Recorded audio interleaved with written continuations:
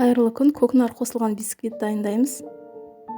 Бөлме температурасындағы жылы жұмыртқаға құмшекерді 2 бөліп қосып араластырамыз.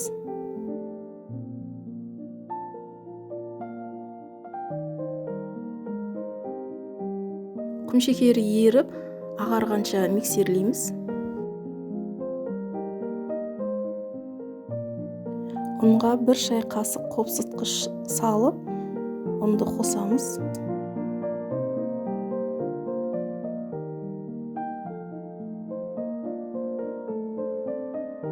Тағамдық көкнарды қосып, жақсылап араластырамыз.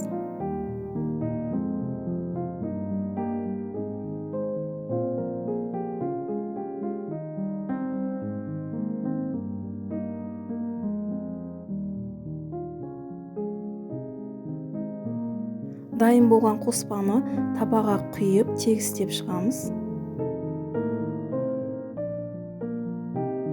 Духовканы қыздырып, 180 градуста жарты сағатқа қоямыз.